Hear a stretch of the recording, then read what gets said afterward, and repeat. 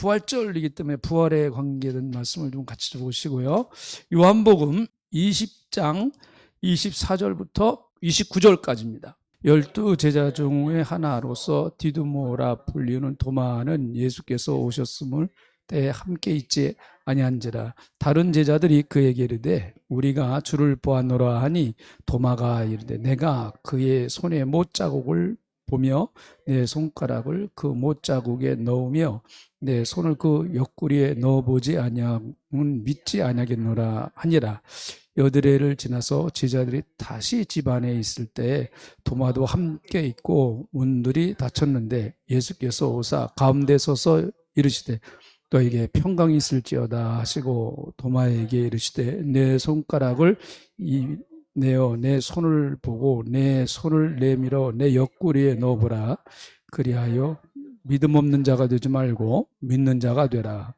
도마가 대답하여 이르되 나의 주님이시요 나의 하나님이시니이다. 예수께서 이르시되 너는 나를 본거로 믿느냐? 보지 못하고 믿는 자들은 복되도다 하시니라. 아멘. 부활절에 관한 이제 중요성은 오전에 좀 여러분에게 말씀을 드렸습니다. 자, 오후에는 사실 이제 그 부활, 예수님의 십자가의 죽으심, 뭐 그래 그거는 좀 믿을 수 있겠다. 뭐 죽는 거니까, 십자가에서 이제 죽는 거니까, 아니 그래 그거는 뭐 그 예수님 십자가에 죽으신 것까지는 내가 동의하겠는데, 그런데 3일 만에 부활? 야, 이거는 참 믿기가 어렵다. 그렇게 하기가 좀 쉽잖아요. 뭐 죽으시는 거야, 뭐 강도도 죽고 양편 강도도 죽고 예수님도 죽고 뭐 다 죽었으니까 아 그래 뭐 십자가에 죽으신 거야, 죽으신 거다. 근데 3일 만에 부활? 야, 그거 참 쉽질 않다. 예수님을 3년 동안 그렇게 열심히 따라다녔던 제자들도요, 예수님이 부활하셨다고 하는 얘기를 처음에 딱 들었을 때 그 반응이 어땠죠? 네, 다 믿었어요. 다. 그러니 저와 여러분이 부활을 의심하는 것은 어떻게 보면은 지극히 정상이죠. 우리는 하나님의 은혜를 주셔서 이제 그 믿음의 단계를 거쳤기 때문에 이제 부활의 믿음을 다 믿습니다만은 그 믿음의 단계에서 부활을 의심하는 것은 제가 볼 땐 지극히 정상적이에요. 어떻게 이 정상적인 머리로 부활을 믿을 수가 있겠습니까? 그 충청도 분들은 그냥 예 알았습니다, 네 맞습니다, 늘 그게 긍정을 많이 해주신대요. 근데 돌아서는 이제 딴 얘기를 해요. 그래서 교회 나오실래요? 예 알았습니다. 그래도 한 번도 안 나오신대. 뭐 인사차례로 그래 예수님 부활하셨어요? 그래요? 뭐 근데 그게 나하고 상관이 없는, 그럴 때는 뭐 예수님이 부활하셨든 부활하시지 않았든 나하고 관계가 없으니까 뭐 부활을 했든 말든 나하고는 뭐 상관이 없는 거죠. 그런데 실제적으로 내가 이제 예수님을 믿기로 작정을 하고 내가 신앙생활을 하려고 하면 입장이 달라지는 거예요. 예수님의 부활? 이게 진짜일까? 이게 내가 혹시 속고 있는 거 아닌가? 뭐 예수님의 제자들도 못 믿었으니까요. 이게 오늘 이 본문 말씀에서 12제자 가운데 그 예수님의 부활을 제일 의심했던 사람이 누구예요? 오늘 이 본문 말씀 보니까 누구라고요? 도마. 네, 도마가 제일 예수님의 부활을 의심했어요. 근데 왜 의심했을까요? 그 24절에 보세요. 24절. 12제자 중의 하나로서 디드모라 불리는 도마는 예수께서 오셨을 때에 뭐 하지 않았더라? 함께 있지 않았더라. 그러니까 은혜 받는 자리에 없었어요. 이게 참 은혜 받는 자리에 없는 사람이 문제예요, 이게. 예? 그 목사가 야단을 쳐도 은혜 받는 자리에 있는 사람을 야단을 칩니다. 그렇죠. 똑바로 잘하세요. 이게 다 괜히 예배 시간 참석해갖고 그냥 목사한테 혼나고 욕먹고 막 그래요. 사실은 그 이 자리에 없는 분들이 이제 그런 얘기를 들어야 되는데, 이 도마가 예수님이 나타나셨을 때에 그 19절부터 23절에 나오는 내용이에요. 그 첫 번째 예수님이 이제 제자들에게 나타나셨을 때 그 사건이거든요. 요때 도마가 없었어요, 그 자리에. 그래서 여러분, 우리 예수 믿는 사람들은요, 어떻게 해서라도 은혜 받는 자리에는 좀 그 욕심이 있어야 돼요. 은혜 받는 좀 욕심이 있어야 됩니다. 여기에 계신 분들은 그래도 믿음이 우리 교회에서 그래도 이렇게 그래도 앞서신 분들이시죠. 뭐 여기 없는 분들 뭐 기분 나빠도 어쩔 수 없어요. 이거 이 방송 보고 기분 나빠도 목사님 나 없는 새 막 그런 얘기 하시네요. 그래도 어쩔 수 없어요. 그럼 여기 참여하신대.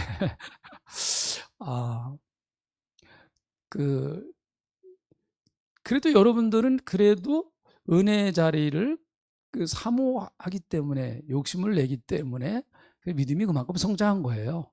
믿음이 성장한 겁니다. 근데 어쨌든 도마는 그 자리에 없었거든요. 그러면서 그가 하는 얘기가 25절, 다른 제자들이 그에게 이르되 우리가 주를 보았노라. 부활하신 주님을 봤다는 거죠. 그러니까 도마가 뭐라고 얘기하는가 하면, 내가 그의 손에 못자국을 보며 내 손가락을 그 못자국에 넣으며 내 손을 그 옆구리에 넣어보지 않고는 믿지 아니하겠노라, 그렇게 말합니다. 그러니까 내가 실제적으로 부활하신 예수님을 내가 만나서 내가 실제적으로 확인하지 않으면 믿을 수 없다. 저는요, 이 도마의 이런 자세는 나쁜 게 아니라고 봐요. 이게요, 도마가 예수님을 부인하려고 그러는 게 아니죠. 그렇죠? 부정하려고 그러는 게 아니에요. 도마는 더 자기가 믿는 믿음을 더 정확하게 확인하고 싶었던 거예요. 사실은 이건 굉장히 좋은 겁니다. 도마를 우리가 부정적으로 이렇게 평가할 수도 있습니다만은, 저는 뭐 그게 뭐 그런 면도 있지만 꼭 그런 건 아니라고 봐요. 그러니까 자기가 정말 예수님이 부활하셨다라고 하는 것을 자기가 믿으면 그 예수님에서 목숨 걸려고 그러는 거예요. 도마는 그게 사실이라고 그러면은 그 예수님을 위해서 목숨 걸려고 그러는 거죠. 그러니까 참 이런 자세는 우리에게 좀 필요하다고 봅니다. 진짜 진리를 내가 정확하게 확인하고 싶은 마음, 이거는 더 주님을 알고 싶은 갈망이죠. 이런 갈망이 좀 우리에게 있어야 돼요. 그러니까 아이고 뭐 부활하셨든 안 하셨든 이래도 좋고 저래도 좋고, 그거는 그런 믿음조차도 참 소중한 믿음이지만은, 믿음이 없는 것보다는 낫지만은, 사실은 그런 믿음을 갖고는 더 깊은 영적인 단계로 들어가기는 이제 어려운 거예요. 어려운 겁니다. 그래서 도마는 나는 부활하신 예수님을 내가 체험하고 싶다는 거예요. 체험하고 싶다. 당신들은 만나봤으니까 있다고 그러지만 난 아직 못 만나보지 않았느냐라는 거예요. 그래서 다른 사람들이 다 그렇게 부활하신 주님 만났다, 부활하신 주님 뵀다, 다 그렇게 얘기를 하잖아요. 그러니까 도마가 제가 볼 때는 좀 영적인 어떤 좀 질투심이 난 것 같아요. 그래? 그럼 난 뭐야? 난 뭐야? 저는 이런 좀 우리가 좀 영적 경쟁심이라 그럴 거예요. 표현이 좀 그런데 좀 그런 것도 좀 있어야 돼요. 저는 이제 고등학교 2학년 때 성경을 한번 봤다 그랬잖아요. 제가 성경을 한번 보게 되는 이제 그 이유가 있어요. 이제 교회 제가 한 1년 정도 교회를 안 나가다 다시 나갔거든요. 한 2년인가 그렇게 안 나가다 다시 나갔어요. 그러다가 어떻게 그냥 학생회 전사님이 학생회 나오라 그래가지고 나갔는데, 어쩌다가 그냥 걸려 들어가가지고 거기 회장으로 걸려 들어가지고 회장으로 걸려 들었어요. 그래가지고 그 여학생들의 적극적인 아주 지지를 받아갖고 내가 그 회장이 됐단 말이죠. 걔네들도 날 회장을 왜 시켰나 몰라. 교회 몇 번 나오지도 않은 나를 왜 시켰는지. 하나님의 섭리겠죠. 어쨌든 지금 보니까. 근데 그때 먼저 다니던 아이가 있었거든요. 저하고 같은 그 나이예요. 근데 걔가 성경을 많이 알더라고요. 와, 성경을 많이 알아요. 야, 나는 이제 어쨌든 뭐 내가 믿음이 있든 없든 내가 회장 아니야 이거든. 회장. 그런데 어, 안 되겠다. 나도 한번 성경 읽어봐야지. 그래가지고 읽었어요. 내가 읽고 싶어서 읽은 게 아니고 그래가지고 읽었어요. 그 친구가 하도 성경을 많이 안다고 그래가지고 그래 그러면 도대체 성경에 뭐가 무슨 내용이 있나 나도 한번 좀 읽어보자. 그래가지고 성경을 한번 읽었어요. 성경을 한번 읽으니까 입이 열리더라고 저는요. 그래서 주일학교 교사를 한 거예요. 입이 열리더라고요. 그래서 그 학생들에게 그 성경을 얘기해 주고 싶더라고요. 참 교만하지. 성경 한 번 읽고 내가 성경을 근데 지금 보니까 다 그게 하나님이 같은 이렇게 섭리가 안 돼. 근데 도마가 제가 볼 때는 어떻게 보면 그럴 마음 같아요. 그러니까 그 도마가 책임이 있죠. 자기는 그 자리에 없었어요. 은혜 받는 자리에 없었어요. 뭐 무슨 사정에 의해서 그랬는지 모르겠죠. 없었어요. 근데 그때 예수님이 나타나셨어요. 그래, 그럼 나도 뭐 예수님 만나야지. 나는 확인해야 된다, 내가. 당신들 말만 가지고는 나는 확신할 수 없다. 그러니까 이게 신앙이 이제 그런 단계. 신앙이요, 다른 사람의 도움을 받아야 될 단계가 있습니다. 다른 사람이 은혜 받은 얘기를 듣고, 그래. 굉장히 우리가 도전이 되잖아요. 그래서 사실은 다른 사람들의 이 간증을 듣는 게 굉장히 유익돼요. 참 도전이 되고, 야, 참 저분 저렇게 해서 하나님 축복받았네. 야, 나도 좀 이랬으면 좋겠다. 하는 어떤 강한 동기부여가 돼요. 근데 간증만 가지고는 신앙 성장이 안 돼요. 다른 사람의 간증만 들어가지고는 신앙 성장이 안 됩니다. 그것이 어느 정도 내 신앙을 이끌어 줄 수는 있어요. 그러니까 옆에서 내 신앙을 보조해주는 그런 사람들이 절대적으로 필요해요.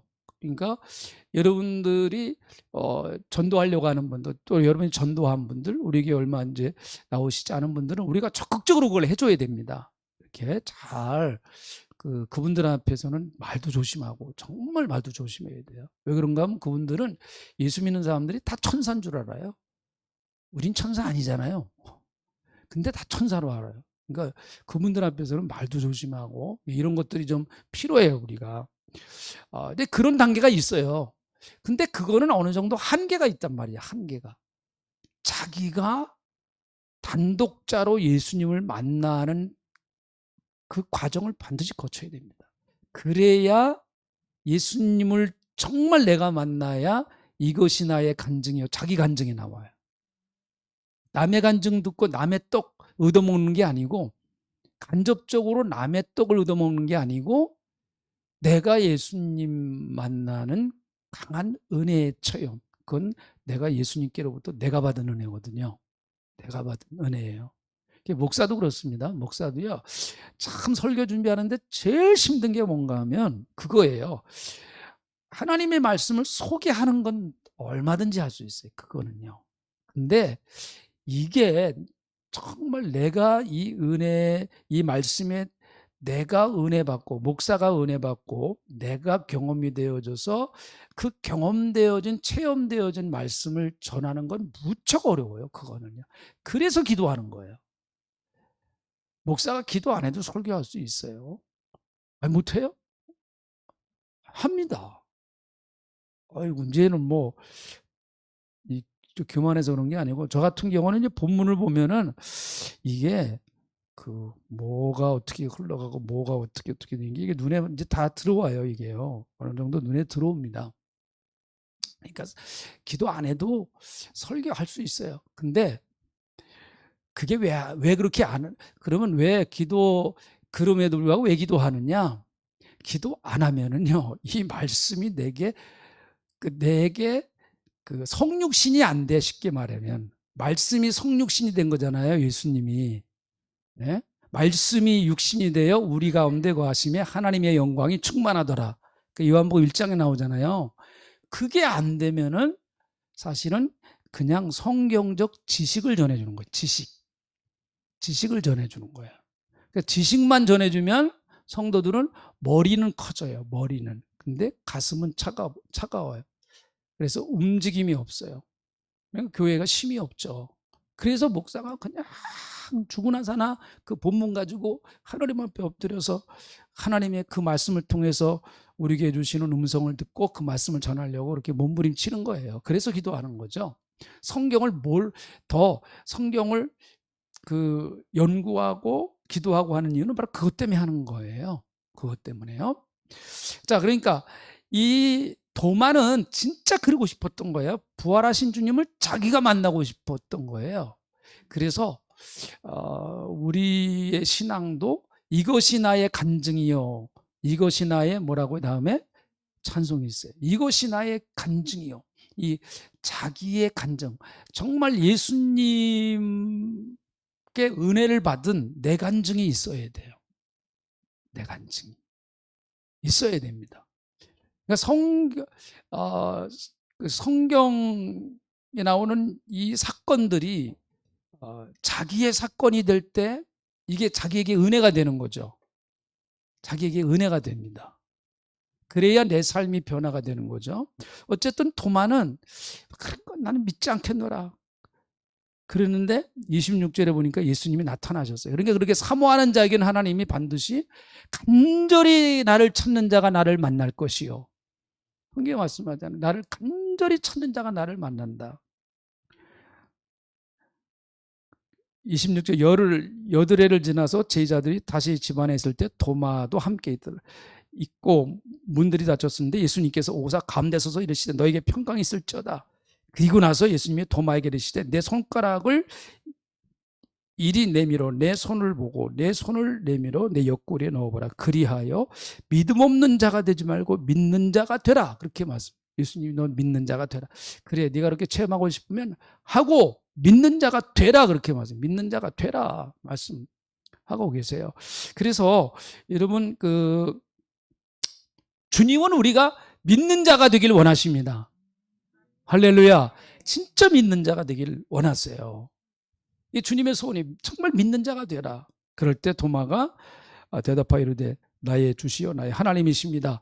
그러니까 정말 예수님 복음서에 보면은 예수님에 대한 신앙 고백을 한 대표적인 사람 몇 사람이 나와요.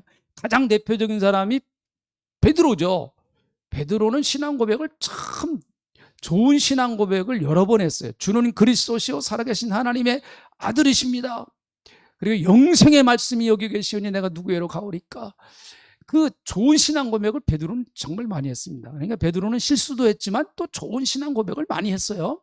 또 나다니엘 같은 경우는 당신은 이스라엘의 왕이십니다. 임금이십니다. 이런 고백을 했는데 그걸 못지않게 정말 위대한 신앙 고백 가운데 하나가 28절이에요. 도마가 대답하여 이르시되 나의 주님이시요 나의 하나님이십니다. 그렇게 말해요. 예수님이 누구라고요? 네, 나의 하나님이시래요. 그러니까 저는 여호와 증인들, 이 삼위일체 교리를 부정하는 사람들을 구원 못 받았다는 이유가 저는 이 말씀 때문에 그래요. 부활하신 주님을 만난 사람은요, 예수님을 하나님으로 믿어요. 하나님으로 믿게 돼 있어요. 부활하신 주님을 만난 사람은 예수님을 하나님으로 고백을 합니다. 도마가 그렇지. 제일 어떻게 보면은 부활에 관해서 의심하면서 부활에 관해서 가장 고민을 많이 했던 사람이 도마거든요. 그 도마가 예수님을 만나자마자 예수님 부활하셨군요. 아이고 감사드립니다. 이런 얘기를 한 게 아니고 예수님을 하나님이라고 인정을 해요. 당신은 하나님이십니다. 이렇게 얘기를 해요. 예수님이 하나님이시다라는 얘기죠. 예수님이 하나님이시다. 우리가 신앙 고백이에요. 우리도 그렇게 믿죠? 예수님이 하나님이세요. 부활한 주님을 만난 사람의 신앙 고백입니다. 그러니까 이 삼위일체 교리를 부정하는 사람들은 예수님이 하나님이 아니래요. 여호와 증인들은요.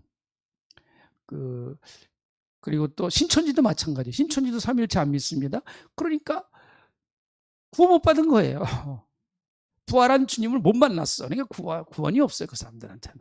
그러니까 참 저와 여러분이 이렇게 예수님을 하나님으로 믿는다는 것도 감사하고 부활하신 주님을 믿는다는 것도 너무 감사하죠. 여기 보니까 29절 예수께서 이르시되 너는 나를 보는 거로 믿느냐 보지 못한 거 믿는 자들이 복되다 그렇게 말씀하세요. 자, 제일 의심이 많았던 제자들도 예수님이 부활하신 걸 믿고 12제자들이 나중에는 다 이제 사도 요한을 빼고는 다 순교해요. 다 복음을 전한다. 베드로 같은 사람은 거꾸로 매달려 순교했다고 그러고 도마는 뭐 돌에 맞아 순교했다고 그러고 그 순교의 역사를 찾아보면 뭐 어떤 제자는 이 살이 벗겨져서 순교를 했다고 그러고 뭐 하여튼 또 끓는 가마에 그냥 던져져서 순교했다고 그러고 전부 다 비참하게 순교를 합니다. 비참하게. 근데 여러분 제자들 아시잖아요. 다 도망갔었잖아요. 그 사도 요한은 십자가까지 갔잖아요. 근데 그런 사람이 오래 살더라고요. 보니까 도망간 사람들은 다 그 죽을 때 순교해서 다 죽었어 보니까. 근데 어쨌든 근데 어쨌든 그 사도 요한을 빼고는 나머지는 다 순교했어요. 다. 그러니까 그들이 부활하신 주님을 만나고 오순절날 성령을 체험하고 나니까 사람이 확 달라지는 거예요. 확 달라집니다. 그래서 반드시 예수 믿는 사람은 이 세 가지 체험해야 돼. 십자가의 체험, 부활 체험, 성령 체험. 요 세 가지가 딱 맞물려야 역사가 일어나요. 요 세 가지가 어느 거 하나가 빠지면 안 돼요. 십자가를 체험해야 됩니다. 십자가에서 내가 죽어야 되죠. 예수님과 함께 내가 죽어야 돼요. 누가 죽어야 돼요? 큰 소리를 해봐요. 누가 죽어야 돼요? 아이고. 고인간이 죽어야 되는데 이러면 안 되고 내가 죽어야 돼. 우리 남편이 죽어야 돼요. 내가 죽어야 돼. 내가. 주님과 함께 내가 죽어야 돼. 그리고 부활의 신앙. 정말 주님과 함께 내가 살아난 거예요. 그 살아난 생명은 새 생명. 그게 이제 갈라디아서 2장 20절이죠. 내가 그리스도와 함께 십자가에 못 박혔나니 이제는 내가 사는 것이 아니요 내 안에 누가 사는 것이라 그리스도께 사는 것. 이제 내가 사는 것은 나를 사랑하사 자기 몸을 버리신 하나님의 아들을 믿는 믿음 안에서 사는 것이라. 이제 그거죠. 그리고 그렇게 살아갈 수 있는 부활한 주님을 증거할 수 있고 부활한 믿음을 가지고 살아갈 수 있는 능력을 성령님이 주시는 거예요. 그 성령의 역사가 없이는 또 십자가 부활 이게 맥이 없어. 힘이 없어요. 이것만 알아갖고는 안 돼. 맥이 없어요. 힘이 없어요. 그 21장 보세요. 21장. 그 후에 예수께서 디베라 호수에서 또 제자들에게 자기를 나타내신 일은 이러하니라. 시몬 베드로와 디두모라는 도바와 갈릴리 가나 사람 나다나엘과 세베대의 아들들과 또 다른 제자들이 함께 있더니 자 여러 제자들이 함께 있었습니다. 그때 시몬 베드로가 나는 물고기 잡으러 가노라 그렇게 얘기해요. 참 또 옛날 버릇 나왔네 베드로가 이거 참. 근데 베드로는요. 굉장히 그 리더십이 있는 사람이에요. 그래서 베드로가 말을 하면 탁 한 번 하면은 사람들의 마음이 막 움직여요. 이 보세요. 시몬 베드로가 나는 물고기를 잡으러 가노라. 그러니까 그들이 뭐라고 얘기해요? 우리도 함께 가겠다. 이렇게 해주고. 그래? 베드로가 간다네? 어이구야, 베드로가 가니 나도 가야지 하면서 베드로의 말에 그냥 확 끌려서 같이 가요. 이런 사람은요. 참 은혜 받고 성령 받으면 큰 역사를 이룰 사람이에요. 그래서 3,000명 막 회개시키잖아요. 굉장한 영권이 있는 그 하나님이 기질적으로 그 리더십의 기질을 준 사람이 베드로는요. 그러니까 베드로는 대중 설교가예요. 대중설. 많은 사람을 이끌어갈 수 있는 그런 지도력을 하나님이 태어나면서부터 그냥 줘버리신 거예요. 그게 그 영광을 위해서. 그러니까 이런 사람이 잘못되면은 이만희가 되는 거죠. 이만희. 이런 사람이 잘못되면 이만희가 되고 정명석이 되는 거예요. 정명석. 그 JMS 있잖아요. 이 베드로는 타고난 리더자예요. 근데 그 좀 이상하잖아요. 분명히 베드로는 여기 나머지 제자들도 다 예수님 부활을 체험했잖아요. 근데 또 고기 잡으러 가자고 그러네. 그러니까 베드로는 이 당시의 마음은 좀 이해가 될 것 같아요. 그러니까 예수님 부활하신 예수님을 만나니까 더 체면이 없는 것 같죠. 더 자기가 뱉어놓은 말이 있거든. 그러니까 이게 말한 게 이제 자기 걸리는 거야. 나는 어떻게 한다고요? 죽어도 예수님 따라가겠다. 뭐 예수님 감옥에 가면 나는 감옥에 가고, 예수님 죽으러 가면 죽으러 간다. 맨날 이렇게 큰 소리 뻥뻥 치던 사람이 이제 정말 이제 다 허물어졌는데, 이제 와갖고 자기가 뭐 앞장서 가지고 나 따라와라 뭐 이렇게 하기가 베드로가 너무 진짜 자기 체면이 안 서는 거예요. 아무리 생각해도 자기 얼굴이 쓰지라는 거예요. 이게 면목이 쓰지라는 거예요. 그러니까 예수님 이제 부활하셨으니까 판을 새로 짜세요. 새로. 우리 같은 사람이 안 됩니다. 예수님 3년 우리 해보셨잖아요. 안 돼요. 우리 같은 사람 이거 안 됩니다. 그러니까 판을 새로 짜세요. 그럴 마음 같아요. 그러니까 예수님을 뭐 싫어가지고 그래서 뭐 떠나려고 그러는 게 아니고 너무 죄송하고 미안하니까 그런 마음이었던 것 같아요. 예수님이 뭐 이런 베드로를 포기하시나요? 절대로 포기하시지 않죠. 그리고 이제 그 다음에 여러 가지 사건이 나옵니다만, 그런 베드로가 사도행전 2장에서 정말 성령의 불을 받고 나서 완전히 정말, 그러니까 자기가 여태까지 경험했던 그리고 결심했던 그것을 실행할 수 있는 능력이 생긴 거예요. 정말 실행할 수 있는 능력, 그리고 십자가에서 죽으신 그 그리스도, 십자가의 복음, 그리고 부활하신 주님, 자기가 이제 체험하지 않았습니까? 그 부활하신 주님. 그래, 내가 이 주님을 위해서 정말 내가 말로만 여태까지 했는데 이제는 내가 정말 목숨 건다 해가지고, 그런 능력이 성령이 오니까 그걸 실행할 능력이 생긴. 성령은 오직 성령이 너희에게 임하시면 너희가 뭘 받는다고요? 권능을 받고. 네, 성령님은 그래서 권능을 동반하시는 영이십니다. 그래서 교회가 성령을 받아야 돼요.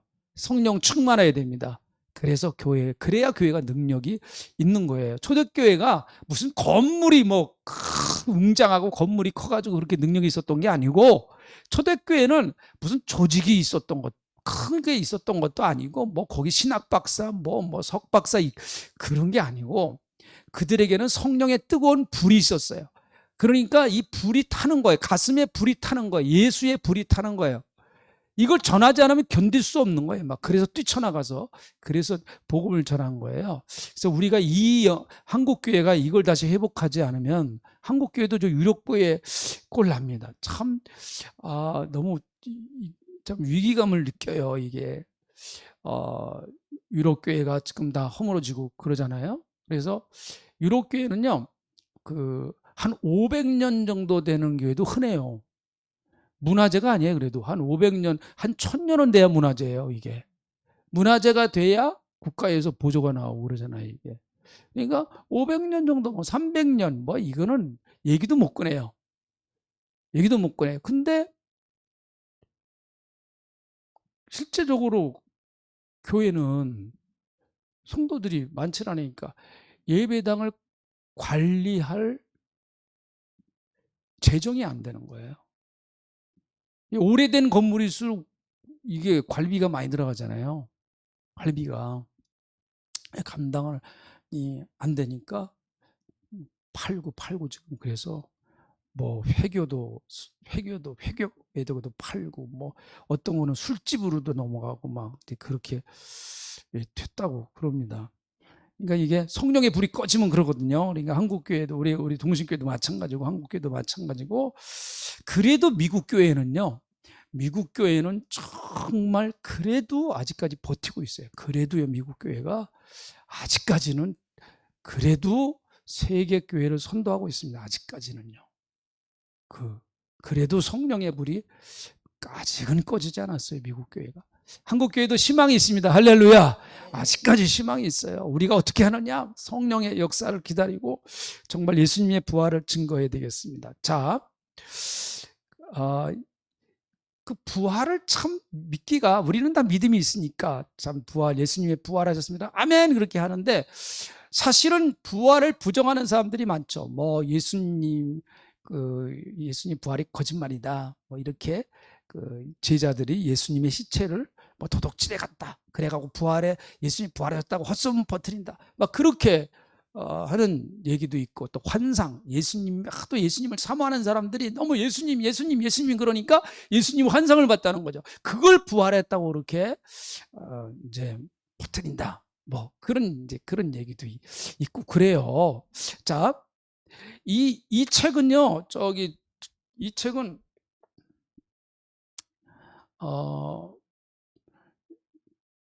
저 카페에 있는 책입니다. 제가 이제 갖다 좀 읽으시라고 꼽아놨는데, 이거 읽으신 분 한 분도 없으신 것 같기도 한데, 이게 참 좋은 책이에요. 자, 이 책을 지은 스테로빌이라는 사람이 어떤 사람인가 하면은, 제가 여기 있는 그 저자 양력만 좀 읽어볼게요. 이 사람은요, 글자가 너무 작아서 아주 이거 벗고, 글자가 너무 작아요. 자, 이 사람 여기 양력을 소개합니다. 이력을 소개해요. 예일대 출신의 탁월한 언론인으로서. 예일대는요, 우리나라의 미국의 하버드 대하고 아주 그냥 미국의 최탑 클래스 학교죠. 예일대 출신, 예일대 졸업한 사람이에요. 탁월한 언론인으로서 시카고 트라뷴이라는 저명한 신문사에 근무하고 있던 리 스테벨러는 아주 냉소적이고 교회에 대한 적대감으로 가득 찬 무신론자였다. 그러다가 윌로 클리닉 교회 구도자 예배에 아내를 따라 나오기 시작하면서 예수를 믿고 교회를 다니게 되었다. 그 후 윌로 클리닉 교회의 스태프가 되었고, 타고난 가르침의 은사를 인정받아 빌 하이벨과 함께 구도자 예배 설교를 하는 목사가 되었다. 뭐 하면서 쭉 이제 얘기를 해요. 근데 이 사람이 언론사 기자였습니다. 기자. 예일 대학을 나오고요. 기자였는데 교회에 대해서 굉장히 부정적. 기자라고 하는 것 자체가, 기자의 습성은 비판적이죠. 기자의 눈은 그 기자는 비판 의식이 있어야 돼. 그래야 기자를 해요. 기자. 그러니까 그 기자 하시던 분이 목사 된 분 얘기를 들어보면, 그 기자들은 일단 무슨 사건을 봐도 뭐가 잘못됐느냐 그걸 찾아내는 거래요. 그게 그게 기자 정신이랍니다. 그러니까 기자가 쓰는 내용은 반드시 문제를 제기합니다. 그렇죠? 기자는 반드시 문제를 제기해요. 그래야 그게 기자들이 하는 일이에요. 그래서 기자가 하는 긍정적인 일입니다. 그래야 사회가 발전하죠. 사회가 발전합니다. 대통령을 비판해야 대통령이 정신 차리고 바로 그 나라를 잘 다스리죠. 그래서 언론은 비판이 없는 언론은 언론이 아니에요. 언론은 비판하는 역할을 하는 겁니다. 그래서 북한의 언론은 언론이에요, 아니에요? 위대하신 김일성, 이건 언론이 아니죠. 그래서 그거는 독재자 김정은의 나팔수죠. 나팔수. 그건 언론이라고 말할 수가 없죠. 언론은 권력을 감시하는 기능이에요. 그건 좋은 겁니다. 근데 거기에 젖어 있다가 보니까 모든 걸 다 비판적으로 보는 거야, 이게. 근데 이분도 이제 그거예요. 그래서 교회에 대해서 굉장히 비판적인 사람이었었거든요. 냉소적이고. 근데 어느 날 보니까 자기 부인이 교회를 다녀요. 자기 부인이. 그래서 처음에 뭐 나가지 말라고 좀 싸움도 하고 그랬는데, 그러다 안 되니까 도대체 교회가 뭐 하는 거냐 하고 따라 나갔다가 이제 은혜를 받고 이 사람이 나중에 목사가 됐는데, 그리고 이분이 예수를 믿으면서 제일 고민했던 게 예수님의 부활이 진짜냐. 이거예요, 이거. 예수님의 부활이 정말 진짜냐. 그래서 예수님의 부활이 진짠가 가짠가 그거 파내려고 엄청나게 연구를 많이 했어요. 사람 탄이 미국의 유명한 도서관은 다 뒤지고 다녔는데 이 사람도 원래 뭐 머리 똑똑한 사람이고 기자 출신이니까. 그래서 그리고 또 유명한 어떤 뭐 그 종교인도 만나고 또 신학자도 만나고 목회자도 만나고 뭐 반대하는 사람도 만나고 다 만나고 내린 결론이 이 책이에요. 이게 이거 한번 좀 읽어보세요. 한번 좀 젊은 분들은 좀 한번 읽어볼 가치가 있는 책이에요. 예수는 역사다. 이게 이제 영화로도 만들어졌어요. 사실 이 책이 영화로도요 만들어졌다는 유명한 책입니다. 이 책이요. 이분의 결론은 예수 그리스도의 부활은 사실이다. 믿음이 있어서 그 연구를 한 게 아닙니다. 이분은 예수님의 부활을 증명하려고 연구를 한 게 아니에요. 증명하려고. 예수님의 부활이 사실이냐 아니냐 하는 걸 확인하려고 연구했던 사람입니다.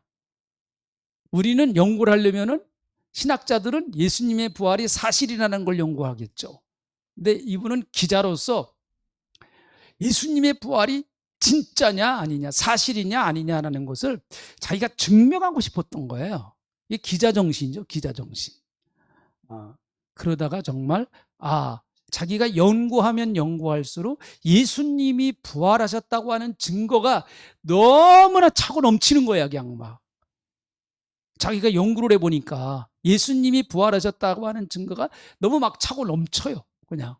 그래서 그가 내린 결론이 예수님은 부활하셨다 해서 그가 이 책을 쓰고 결국 목회자가 되고 그 이후에 세계를 다니면서 복음을 전하는 게 전도자가 되고 그랬습니다. 뭐 이런 사람들이 뭐 한두 명이겠습니까? 한두 명이겠어요? 여러분 예수님을 제일 기독교 역사상 제일 박해했던 사람 가운데 한 사람이 사울이라는 사람 아니에요? 사울.